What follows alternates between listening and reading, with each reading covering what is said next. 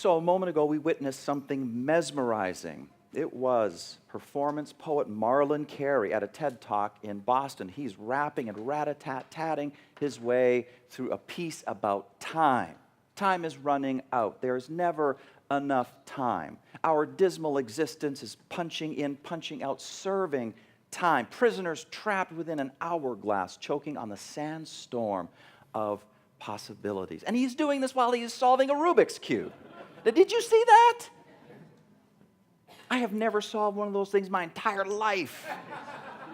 And he is doing it while he's banging out this amazing, complex poem at a TED Talk. I am leaning in. I am mesmerized by what seems to be impossible. It is happening right before me. I am trying to hang on to the roller coaster twists and turns of his fast-spoken words about time scarcity. I am leaning in, and in super ironic fashion, I actually lose track of time. I dwell within a time standstill moment that does not feel scarce at all, but is full and beautiful. And I will bet $1 million that he is also in a time's standstill place as he is performing, which is more irony, as with his words, he laments about how time is running out, but with his actions, he is creating a space of time abundance. Now, something you wouldn't know from just having seen the clip from earlier is what he said to that TED Talk audience there in Boston right before launching into that poem. He said, poetry needs to keep pushing. We need to keep poetry innovative. I think we should push to a different level. And so he does his Rubik's Cube thing. That's his way of pushing to the limit. He is stretching himself to the limit as he does something that is valuable and meaningful for him. And he has got the skills to do this difficult thing. And it all comes together in a moment that stills time for us as viewers and for him, the performer. It is a perfect demonstration of what positive psychologist Mihai Csikszentmihalyi coined a term for back in 1975. Flow. Moments of flow, he says, make up the best moments of our lives. Moments of flow, the science shows, strengthen our psychological resilience and well-being. The more you know about moments of flow, the more choice you have in how happy you are. We want to know about being in the flow, or as drummers would say, getting into the groove, right? Or as athletes would say, getting in the zone. Oh, come on, there's more athletes in here than that. Whoa! They're never in the zone. Oh, Lord, a doubter. But you know, we respect your, fourth principle and all. We heard that a moment ago. You know what computer software developers say? Getting wired in. And of course, as some Buddhists would say, getting Zen. As some Christians would say, getting into the peace that passes understanding. And yet another religious word we could invoke here is grace. Grace. What called Mihai Csikszentmihalyi to the scientific study of flow, I want to tell you that now, it was originally suffering. He had been taken a prisoner in World War II. He witnessed the suffering surrounding him and within him. And after the war, he saw how trauma had spoiled peacetime possibilities for people who had experienced everything taken away from them. And that now it was given back, they couldn't receive it again in full confidence. They couldn't receive it. It is one of the oldest stories. Mihai Csikszentmihalyi was launched on his career of exploring meaning in life and the genuine nature of happiness through suffering. It stretched him to the limit, but he met it with right effort to create meaning and purpose in life after studying art and religion and philosophy, and then eventually going on to becoming a psychologist. And how he defines flow, and any number of colleagues who have taken up the work with him, lots of positive psychology colleagues, it's as follows, how he defines it. as an experience of energized focus, when you are completely absorbed in what you are doing, and there is a sense of serenity and spaciousness, and you forget time, you forget your hunger, you forget your thirst, and you would be doing what you are doing whether or not you were getting paid for it, whether or not you were getting rewarded for it, because what you are doing is intrinsically valuable in itself for you. You feel one with value. You feel one with meaning. You feel one with joy. It's that old Zen joke about the monk who wanted a hot dog. He was asked what he wanted on it, and he says, "Make me one with everything." You had bombed the first time too, but a guy can hope, right? You know the rest of that joke? Do you know part 2 of that joke? So the Zen monk offers up the guy $20 to pay for the hot dog. And the guy doesn't return any he just sits there, he just stands there. And the monk's like, "Well," and the hot dog seller says, "Well, you know what they say about change? Change comes from within." Now, that's the response I wanted originally, so there you go. You know, we are spiritual beings having a human experience. We are spiritual beings having a human experience, and part of that experience is we can often lose track of the thread of grace. We think we need something to take us to meaning, but our thoughts get us lost.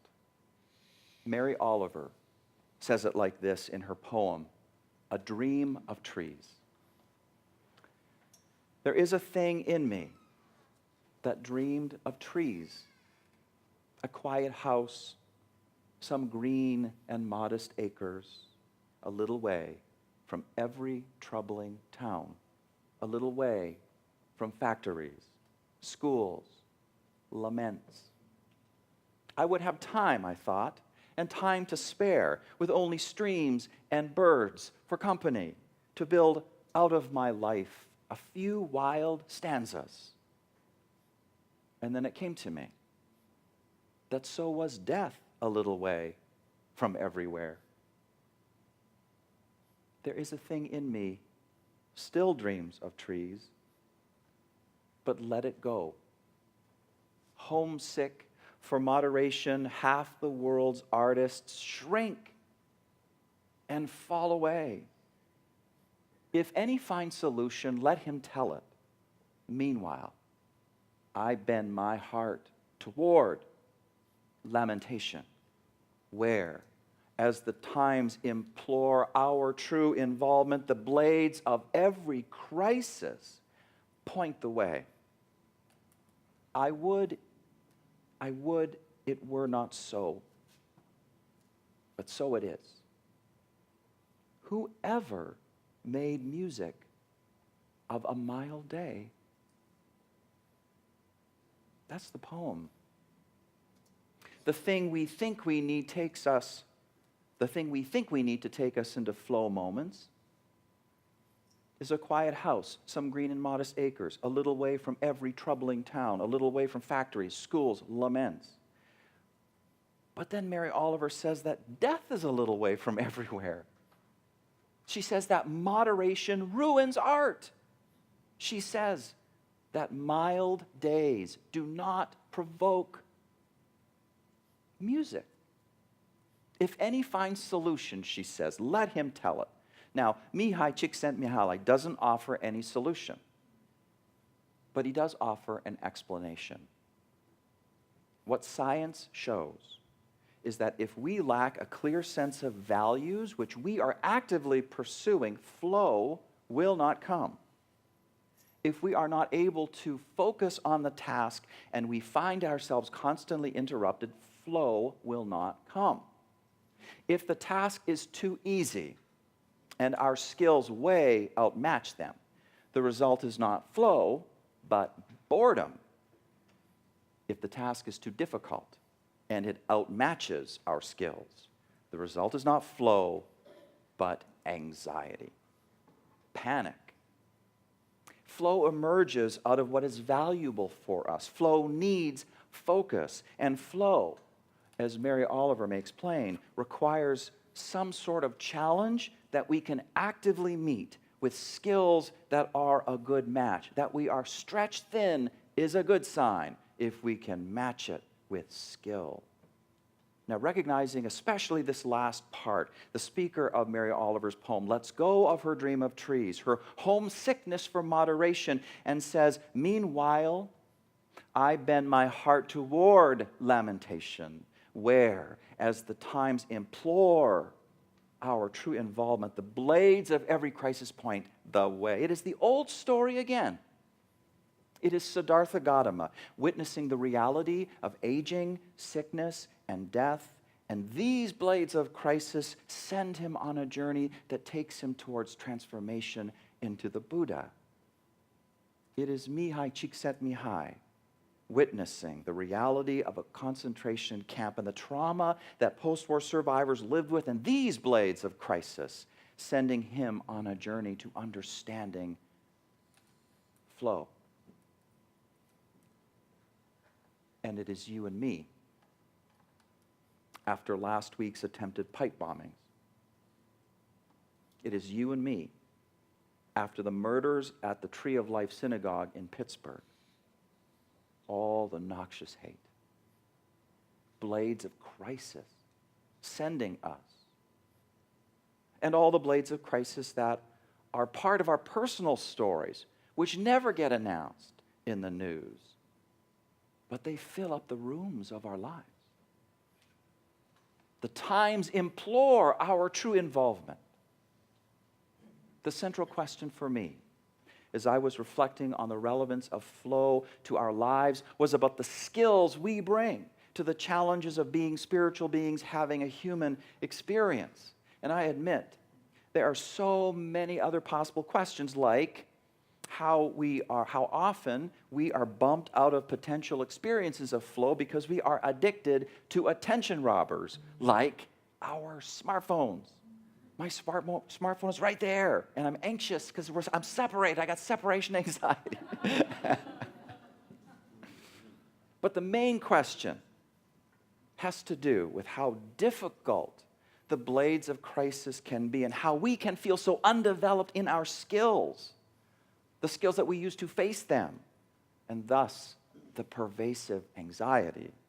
Now, did you know that game designers, video game designers, they draw on flow theory in order to create certain experiences in gamers intentionally? The focus is on creating an imbalance between challenge level and skill level. Now, there are relaxation games like, Candy Crush. These kinds of games, they keep the challenge level significantly below the player's skill level. And therefore, they get that effect. As for horror games, they keep challenges significantly above the player's skill level. So there is that constant drumbeat of dread, of anxiety. What can we do when we feel like our lives are horror games? They feel like horror games. The dream of trees will not help us.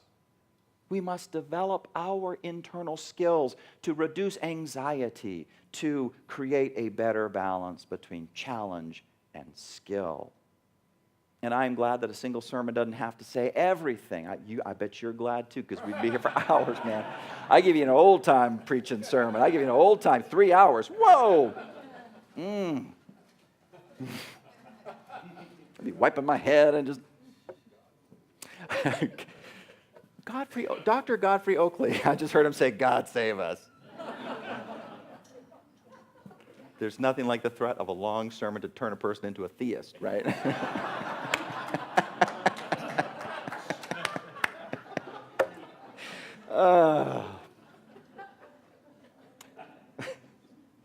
The single, all-purpose internal coping skill that I would have us explore right now, and there's many, but right now, this one. It is suggested by the following guided meditation, written by acceptance and commitment therapist, Caitlin Therater. And you don't have to close your eyes for this one. Imagine yourself sitting on a plane for an overnight flight. You have the whole row to yourself, and you think, perfect, I can stretch out and really get some sleep. Then, just before the cabin door is closed, a young couple comes on board with a screaming baby. You think to yourself, the poor people who have to sit next to them all night long.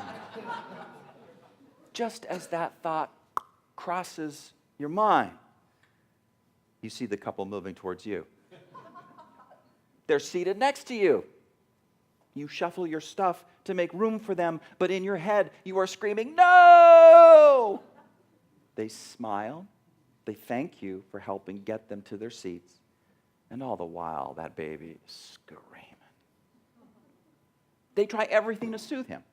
They try the bottle, that just makes it worse. He screams louder. They try his favorite toy, but he keeps screaming. What are your options here? You can spend the next 8 hours giving them dirty looks, scoffing at their failed attempts to quiet their kid, and letting them know that this kind of behavior is absolutely unacceptable on a plane. Alternatively, you could join in with them in trying to quiet the child, playing peekaboo, giving the child your phone to fiddle with, doing anything to shut the kid up. Or you could choose to do what you would otherwise do on an overnight flight while taking in the sounds of that child as they are and recognizing that the child is doing exactly as children do. Not wanting or liking the sounds that that kid is making, but also not needing the sounds to not be there. And all the while, you're also noticing that no matter how long the kid cries, he won't cry forever. And that wanting him to quiet down will never be what is needed to quiet him. That is the guided meditation. Blades of crisis come like a baby screaming on an airplane. And that baby is seated right beside you. That baby is screaming in your face. You don't want the sounds. You don't like the sounds. You don't have to. We are in a challenging place right now at UUCA as we deal with the knowledge that we will not be able to afford moving to our permanent location with just the $2.7 million in hand. That baby is screaming, and we don't like that sound. We don't want that sound. But flow in this moment, even just a piece of flow, will be absolutely, utterly impossible for us if we are consumed by a need for the screams to not be there. Spending our energies wanting the baby to shut up is never going to be what is needed to quiet him. The challenges in America right now, the challenges in our personal lives, the challenges in our move process here at UUCA. Acceptance is the single all-purpose internal coping skill that can help us here and now live out that old story of spiritual transformation in the face of suffering. Life can truly be hard. And acceptance is a skill that releases energies to stretch ourselves to the limit, to play the game of life above what we think we are capable of, in service to our values, to push the envelope, to innovate, to surprise ourselves by doing something we never thought we were capable of. Our version of banging out a complex poem while solving a Rubik's Cube. That is what I call rugged, real life being in the flow. Whoever made music of a mild day?